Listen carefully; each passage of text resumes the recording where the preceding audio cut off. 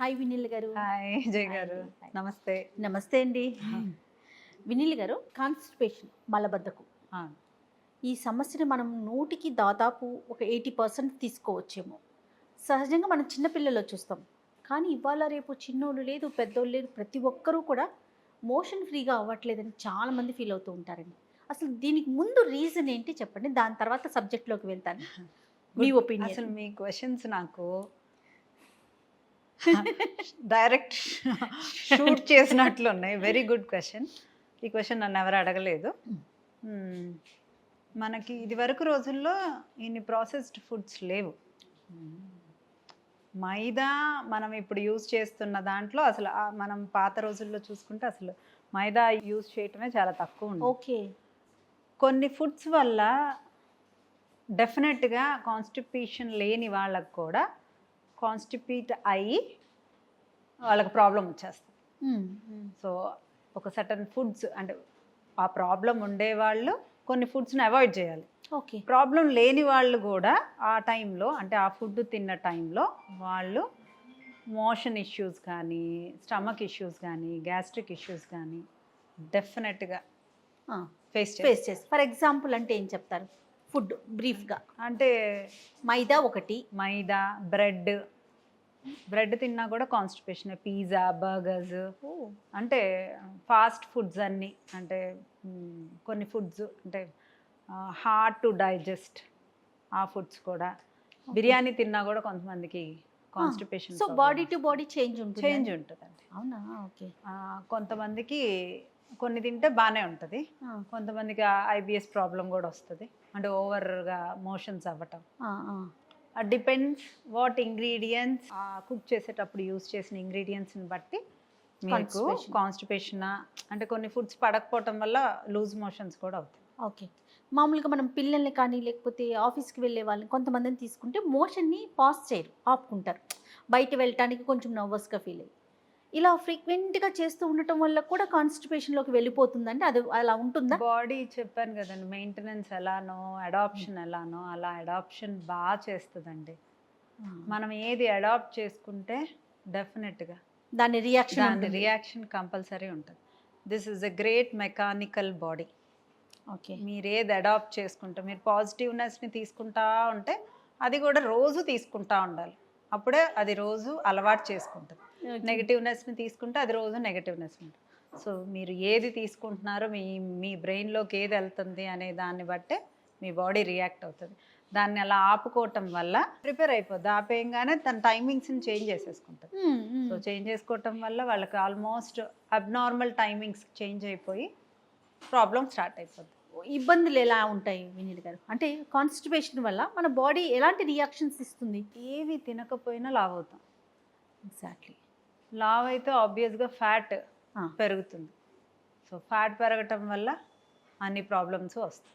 Okay. ఈ రోజుల్లో ఏ problem వచ్చింది అనేది కూడా మనం గెస్ కూడా చేయలేం. అవును. కాన్స్టిపేషన్ వల్ల ఈ ప్రాబ్లం వచ్చిద్దా అని కదా, స్ట్రైట్ అవే వెయిట్ గెయిన్. అది కూడా రీజన్. టమ్మీ మెయిన్ పెరిగిపోతూ ఉంటుంది. ఓకే. గ్యాస్ట్రిక్ ఇష్యూ ఉన్నా కాన్స్టిపేషన్ ఇష్యూ ఉన్నా మన మినిమం వీక్లో ఒక 4-5 days ఆ కాన్స్టిపేషన్ రిలీవ్ అవ్వడానికి కొన్ని ఫుడ్స్ని కొన్ని క్యాలరీస్ని దానికి కేటాయించి తీసుకుంటే మనకు హెల్దీ స్టమక్ అనేది ప్రోబయోటిక్స్ ప్రీబయోటిక్స్ ఇవన్నీ కరెక్ట్గా మనం స్టమక్కి అందిస్తే డెఫినెట్గా దీన్ని మనం రివర్స్ చేసుకోవచ్చండి. డెఫినెట్గా రివర్స్ చేసుకోవచ్చు. నా డైట్లో నేను చేసేది అది. నేను నా కన్సల్టేషన్స్లో గ్యాస్ట్రిక్ ఇష్యూ ఉందా కాన్స్టిపేషన్ ఇష్యూ ఉందా అనేది కంపల్సరీ అడుగుతాం. ఓకే. అది those both are major issues for weight gain. Gastric వల్ల నా గ్యాసే కదా అనుకుంటారు, that is a main issue. ఒక సైడ్ కాన్స్టిపేషన్ తీసుకుంటే ఇంకో side the other phase of thing is gastric. చాలా మందికి తెలియని విషయం. మన స్టమక్లోకి మనకు ఫుడ్ వెళ్ళిన తర్వాత అది డిస్టర్బ్డ్గా ఉంటే స్టమక్లో దానిలో అబ్జార్ప్షన్ రేటు కూడా ఆ న్యూట్రియన్స్ అబ్జార్ప్షన్ రేటు కూడా నిల్ అయిపోతాయి. అవన్నీ చాలా వరకు ఫ్యాట్ కింద కన్వర్ట్ అయిపోతాయి. సో మన స్టమక్ అప్సెట్ అవ్వకుండా ఉంచడం అనేది చాలా ఇంపార్టెంట్. అది కానీ చాలా లైట్ తీసుకుంటూ ఉంటాం చాలా కదండి. light కాన్స్టిపేషన్ ఇంత పెద్ద సబ్జెక్ట్ ఉంది. దీనివల్ల మనం గెయిన్ అవుతాము, టమ్మీ పెరుగుతుంది అనే విషయం. కాన్స్టిపేషన్ వల్ల గ్యాస్ట్రిక్ ఇష్యూ 100% వస్తుందండి. Oh my God. 100%. ఓకే, చాలా మందికి గట్ ఫుడ్ తినటం వల్ల నాకు పడట్లేదు, నాకు ఈ విషయం తినటం వల్ల పడట్లేదు అంటే యూ టేక్ మీన్స్ చక్కగా మిరియాల రసం ఉంది, చక్కగా ఒక టీ స్పూన్ ఆముదంతో తాలింపు వేసుకున్నారనుకోండి, అదొక చిట్కా. ఓకే. అంటే చాలామందికి కీరా, రా వెజిటబుల్స్, రా సలాడ్స్ తీసుకోవటం వల్ల స్టమక్ అప్సెట్ అవుద్ది, గ్యాస్ట్రిక్ కూడా రాకూడదు. మీ బాడీ ఎలా రియాక్ట్ అవుతుంది అనేది మీకు మాత్రమే తెలుస్తుంది. అవును. ఎదుటి వాళ్ళకన్నా, ఒక డాక్టర్ కన్నా, లేకపోతే ఒక న్యూట్రిషనిస్ట్ కన్నా మీ బాడీ మీరే, you are the doctor of your body. Yes yes. So మీకు ఆ సలాడ్స్ తింటున్నప్పుడు మీ స్టమక్ అప్సెట్ అయిందా లేదా అనేది మీరు చెక్ చేసుకోవాలి. ఒకరికి పడొచ్చు, ఇంకొకరికి ఒకరికి పడకపోవచ్చు. పడకపోవచ్చు. అలాంటప్పుడు you need to find some other ways. చక్కగా కషాయాలు తాగొచ్చు. ఆ కషాయాల వల్ల చాలా, దాంట్లో జీరా, సోంపు, రోజుకొకటి, ఒకటి వాము, ఒకరోజు కరక్కాయి, ఒకరోజు గచ్చకాయ, ఇలాంటి కషాయాలు తాగొచ్చు. దానివల్ల ఏం స్టమక్ అప్సెట్ అవ్వదు. అప్సెట్ అయినా 1-2 డేస్లో సెట్ అయిపోతుంది.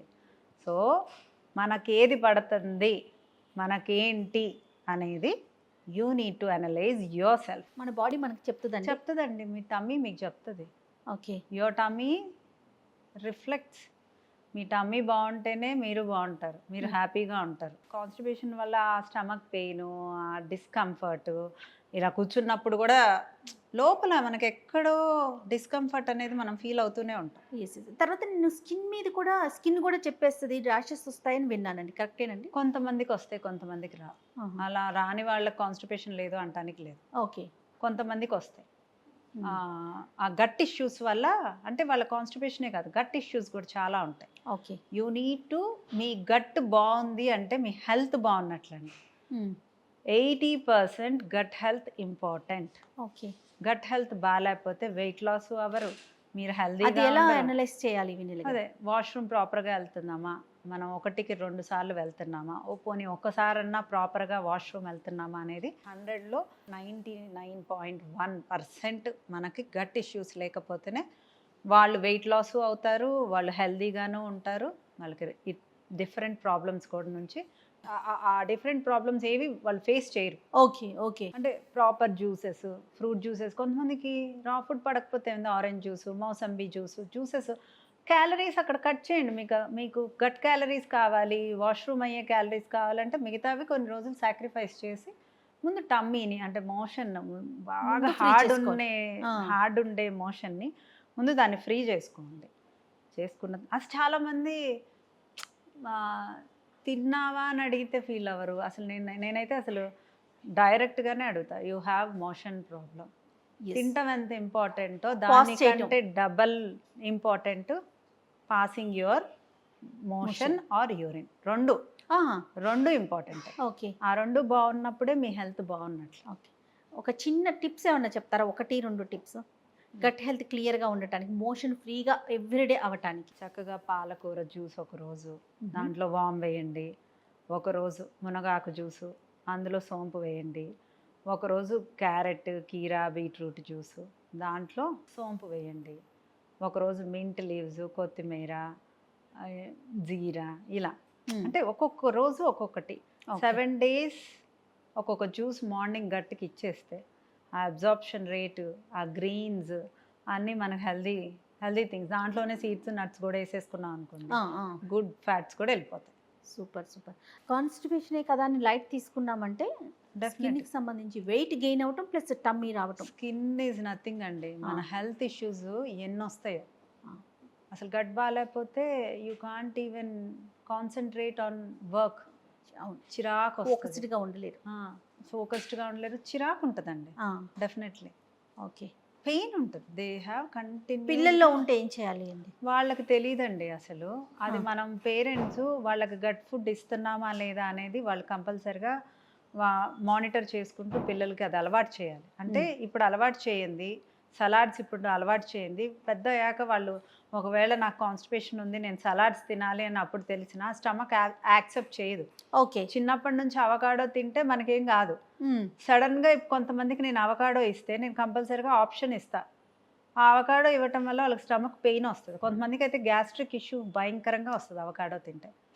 చిన్నప్పటి నుంచి ఏది తిన్నాము Healthy diet. అనేది అంటే బాడీకి అన్నీ అలవాటు చేయాలండి. రైట్. అప్పుడే క్లియర్గా క్లియర్గా ఉంటుంది. Thank you so much Vineel Thank గారు. you. నమస్తే. నమస్తే అండి.